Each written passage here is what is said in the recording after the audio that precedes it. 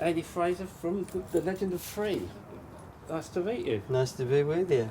Not in California, obviously, but It's been trying though. It's been really hot recently, hasn't it? Yeah, that, apart from today, which is rubbish.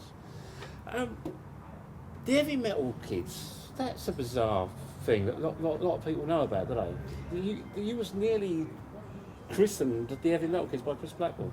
We were not going to have any of that.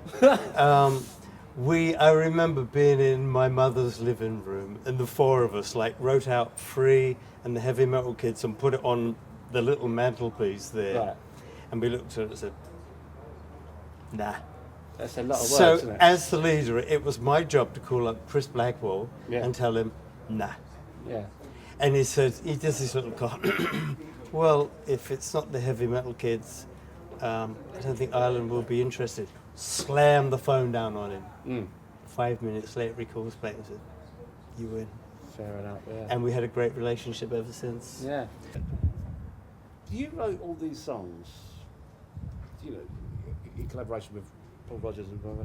How did you manage not to fall foul like The Move did, The Small Faces did? They all lost their publishing, they all wrote these songs, they don't get them. How did you manage to manoeuvre around the sharks? No pun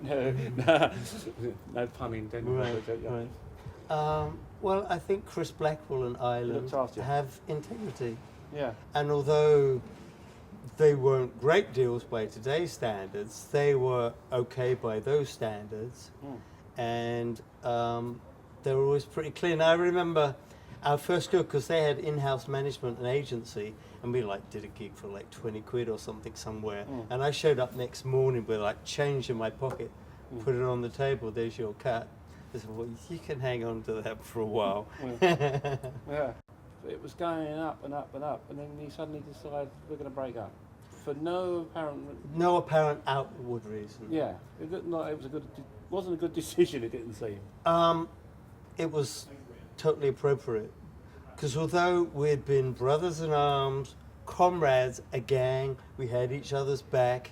It was the best thing any of us had ever been involved in. We all loved it to the zenith degree. It looked good as well, didn't it? It was a good looking we fit together really well. Yeah. The chemistry was such that there was what we called a fifth member. But at some point in time, that fifth member departed. What happened is, me and Paul Rodgers were like A and Z as far as personalities. Yeah. I suppose I'd say I was a sensitive gay boy, although it took me a couple of decades to come to terms with that. And Paul was like the northern street fighter, needed to shave his back twice a night. But we found common ground.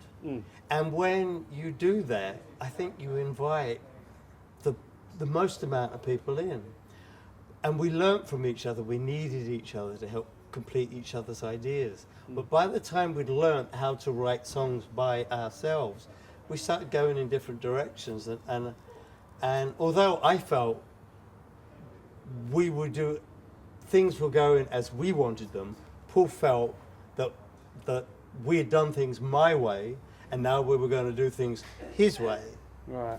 And I wanted to strengthen my voice, and the only way to do that is put your ass on a stage and start at the bottom. And I think likewise with Peace, he wanted to strengthen his guitar playing, and the only way to do that is to get out there and see what it takes. And they were sort of experimental, and I credit him for having the balls to do that. But then when we saw what was happening to Koss, we said, if for no other reason, we need to get back together, because this guy is dying. And although that was the motivation, it wasn't enough to prevent him from slow suicide, basically. Yeah. What was his problem? He lost confidence. Did he? When he was spoken of in terms of Hendrix or Clapton, he was all feel. Yeah. When he played those solos, he cried every single note. Yeah. And if you were on stage, you could actually hear him singing out of tune. His guitar did the singing. Yeah. When it came to chords, that was really a big problem for him. Right. And I mean, learning, say, all right now or those other things was a real mind bender for him. Yeah. Because their first idea before I came along was to form a kind of Jeff Beck, Rod Stewart kind of thing. Yeah. And I came in and said, change gear, we're going to do some songs. And I think that was hardest on Cos. Right. And when me and Paul started going in different directions, Cos was stuck in the middle with nowhere to go. Yeah. And we were his only support. And when that was no longer the case, he was unsupported. He didn't feel worthy of the Hendrix compliments and comparisons. Once the drugs had sort of got a hold of him, he was like, he would rather be seen on stage as not playing well because he's drugged out of his mind, as opposed to not being very good, which is what he feared was the truth. Yeah. It's a very mixed up kind of mind bender, but I think that's what happened. But then you did get back together again, and then you leave. Well, we came to the point, I mean, on that last album, I mean, we're being there, and 1 minute we think it's going great, and the next he's going out there and going to put on a solo. And just falls asleep over his guitar. We're going, oh no.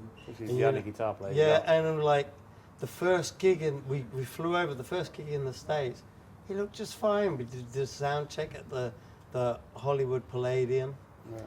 And by the time it comes to like go into the gig, we couldn't get in his room. The hotel had to break down his bathroom door, rush him to hospital.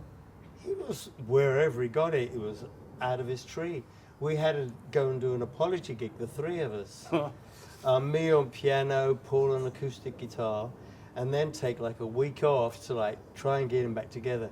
And it was sort of like that. This is like not happening. This wasn't the dream that we were living. No. And we had to be honest, this ain't happening, we got to face it. Yeah.